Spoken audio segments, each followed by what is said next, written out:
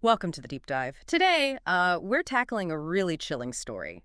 Dennis Rader, the BTK Killer. Yeah, BTK. For nearly 30 years, Wichita, Kansas lived under this shadow. Bind, torture, kill, that's what he called himself. Horrifying method. 10 victims Yeah. between, what was it, 74 and 91.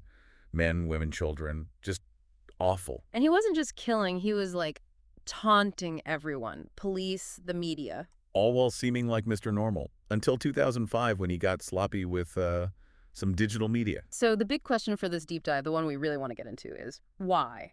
Why did Dennis Rader kill? It's a plunge into a really complex psychological landscape. We need to look at his development, personality, those urges. Right, because serial homicide is never just one thing, is it? No, definitely not. It's usually a mix. We'll explore things like psychopathy, that persistent disregard for others, the lack of empathy. And sexual sadism, obviously. Oh, absolutely. Plus control, narcissism, and how his early life might fit in. I mean, the name DTK itself, it screams sadism. And there were early signs, like before the killings. Seems so. Yeah.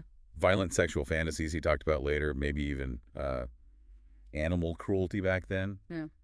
And those letters he sent. Classic need for notoriety, for control. Then the psychological workups later confirmed a lot of that. They did. They really highlighted the psychopathy and significant narcissism. Which brings us to that really unsettling part, the normal life. The mask. Yeah. Family guy, married, 2 kids apparently, steady jobs, Air Force, Coleman Company. Right, where his first victims actually worked. The irony. ADT security, even more irony there. Census Bureau, compliance officer. And church. President of the church council, a Cub Scout leader. It's hard to reconcile. Yeah, how does someone manage that? Such a stark double life. Well, psychologically, you look at compartmentalizations, like the mind build walls, keeping these horrifying acts separate from his everyday persona. Like 2 different people in one head. Sort of. And there's that idea of the mask of sanity. Psychopaths can be incredibly good at faking normal. Rader himself said something like, Oh yeah, I remember reading that quote. I'm pretty mean, or Yeah. could be. But on the other hand, I'm very, I'm a nice guy. exactly. That quote sums up the duality perfectly. It's chilling. So the scary thought is, did that normal life actually help him commit the crimes? It seems like it did.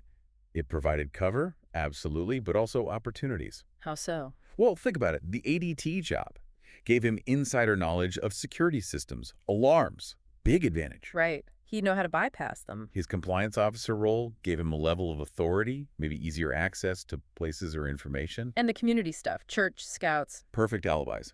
Built trust. Made him seem like the last person you'd ever suspect. It really forces you to confront how easily evil can hide. So beneath that mask, what was going on? What were the roots of this violence? Looking at his childhood, outwardly, it seemed pretty normal. Born 45, average kid, scouts, church stuff. But he later talked about feeling ignored, having this troubled inner world. And there are those reports of zoosadism, harming animals. And didn't his daughter make some allegations recently? Yes, in 2024, allegations of childhood sexual abuse. Very disturbing, adds another layer. And those fantasies he talked about, how early did they start? Foundational, it seems. He described these really powerful, deviant sexual fantasies starting way back in grade school.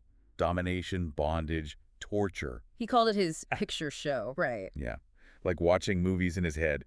Some theories suggest maybe an early event fused pleasure and suffering for him. By puberty, it was about tying up girls, sex, Then behaviors. voyeurism, autoerotic stuff, cross-dressing, stealing underwear. He also read obsessively about other serial killers. Imagine becoming one. So the crimes were just acting out these lifelong interests. Pretty much, a direct enactment of this deep-seated paraphilia. And twisting normal skills to fit. Exactly. Boy Scout knots for binding victims. Air Force planning applied to murder. ADT knowledge for breaking in. It's perverse. And the core driver, you'd say, was definitely sexual sadism. Without a doubt. Bind, torture, kill. It's explicit. The stalking, the specific knots, the torture, strangulation, it was all part of it. What about the semen found at scenes? Wasn't typical assault involved? Right. It suggests his arousal came from the act of binding and torture itself, the suffering. These weren't just killings, they were rituals for him. Rituals? How so? He collected souvenirs, watches, photos, victims' underwear. He'd use these later to fuel his fantasies between murders. Involving. Cross-dressing, self-binding, reliving the crimes, masturbating. He even took photos of one victim, Maureen Hedge, posed in bondage.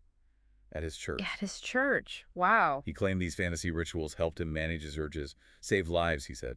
A deeply chilling rationalization. Okay, let's talk psychopathy. What were the clear signs with Rader? Oh, plenty. Lack of remorse, zero guilt, really shallow emotions. You saw that in court. Superficial charm when needed. Grandiosity. The BTK name itself and Factor X. Exactly. That Factor X idea was his attempt to blame something else, plus deceitfulness, manipulation, posing as a repairman, things like that, need for stimulation, the early animal cruelty, and just never taking responsibility. And narcissism ties in closely here too, doesn't it? Oh, massively. Yeah. Grandiosity again, fantasies of power, thinking he was special, unique, that craving for admiration, for notoriety. Sense of entitlement, lack of empathy. Textbook, exploiting others, arrogance. An FBI profiler called him a profound, malignant narcissist and psychopath. His courtroom statements were bizarre, trying to find common ground with victims. And that narcissism might have actually tripped him up. Very likely. That need to be known to control his own story. That's probably why he resurfaced in 2004, started communicating again after a book came out about him. He couldn't stand someone else telling his story. That led to the floppy disk mistake. Yep, his ego got the better of him. The whole communication thing, the taunting, it's just staggering. That constant need for the spotlight. Letters, poems, sending trophies, dolls dressed like victims. He wanted fame, like the killers he read about. It was about power, control, extending the terror. Until it backfired. Until the communication itself gave them the clue they needed. Let's circle back to Factor X. What was that about from a psychological view? It's a classic deflation. Blaming some external force takes the responsibility off him, right? It can maybe lessen guilt, feeds the narcissism, I'm controlled by this powerful thing, and helps rationalize those disturbing urges. Pure self-serving psychopathy. So the arrest in 2005, the confession. Yeah, after they traced that floppy disk metadata back to his church computer, led to a 30-hour confession. Apparently, he was genuinely shocked they could trace the disk. He thought he'd been clever. And his first words after arrest were something telling. Reportedly, something like, oh, I guess it was me, followed quickly by, I feel like I'm a star right now. Speaks volumes, doesn't it? Wow. And in court, what was his demeanor like? Disturbing. Very emotionless, detached.